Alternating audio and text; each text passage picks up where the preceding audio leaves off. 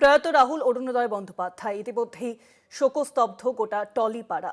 তার পরিবারের শোকের ছায়া। গতকাল তালসারিতে শুটিং চলাকালীন তার মৃত্যু হয়, সেই খবর সামনে আসে।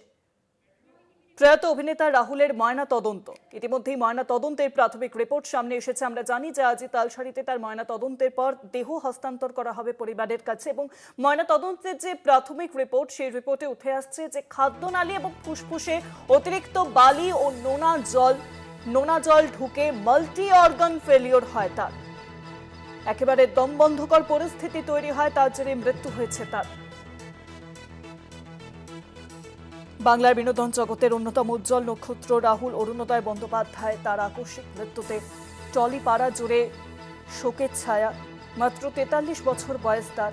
গতকাল স্টার জলসার মেগা সিরিয়াল ভোলে বাবা পার করেগা সিরিয়ালের শুটিং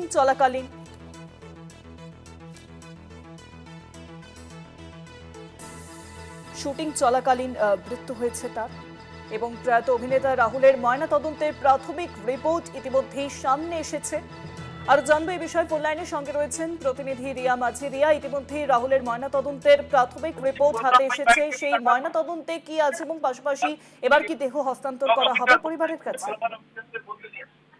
দেখো, তোমার জানিয়ে রাখবো যে প্রিলিমিনারি পিএম রিপোর্ট যেটাই সামনে এসেছে, যেখানে জানা যাচ্ছে যে খাদ্যনালী ফুসফুসে অতিরিক্ত বালি এবং নোনা জল ঢুকে যাওয়াতে একাধিক অর্গান ফেলিয়ার রয়েছে এবং তার কারণেই মৃত্যু হয়েছে রাহুল বন্দ্যোপাধ্যায়ের বলে এমনটাই পুলিশ সূত্রে জানা যাচ্ছে। এবং তোমার একই সঙ্গে জানিয়ে রাখবো যে অর্থাৎ যে ক্যামেরার শুটিং চলছিল, সেই সময় যে ক্যামেরার ফুটেজ ইতিমধ্যেই পুলিশের হাতে রয়েছে। কয়েক মিনিটের একটি ফুটেজ, সেই ফুটেজে যেমনটা দেখা যাচ্ছে যে প্রথমে তারা সমুদ্রের দিকে এগিয়ে যাচ্ছে। রাহুল সোয়েটার হাত ধরে, তার কো অ্যাক্ট্রেস ছিল সেটা, তার হাত ধরে যখন এগিয়ে যাচ্ছে সেই সময় এই সেটাকে পড়ে যেতে দেখা যাচ্ছে এবং অত্যন্ত বিধ্বস্ত হয়ে পড়ে যেতে দেখা যাচ্ছে। সেই সময় রাহুলও কিন্তু দৌড়ে যায় কয়েক ফ্র্যাকশন অফ সেকেন্ডের মধ্যেই, এবং ডান দিক থেকে একজনকে দৌড়ে যেতে দেখা যাচ্ছে, এক ব্যক্তিকে। সেই ব্যক্তি দৌড়ে গিয়ে প্রথমে সেটাকে উদ্ধার করে এবং তারপরে আরো বেশ কয়েকজন এরপরে এই সেটাকে উদ্ধার করছে, সেই অবধি দেখা যাচ্ছে এই ফুটেজে। তারপরে ক্যামেরাটা বন্ধ হয়ে যাচ্ছে। সম্ভবত এই যে ঘটনা, তার গুরুত্ব বুঝেই কিন্তু তারা সতর্ক হয় এবং ক্যামেরা বন্ধ করে দেয়। এবং বন্ধ করার পরে ঠিক কি ঘটনা ঘটেছিল সেটা নিয়ে ডিরেক্টর থেকে আরম্ভ করে টেকনিশিয়ানদের সঙ্গে কথা বলেছেন এবং জিজ্ঞাসাবাদ করেছে পুলিশ বলে এমনটাই জানা যাচ্ছে যে কি ঘটনা ঘটেছিল।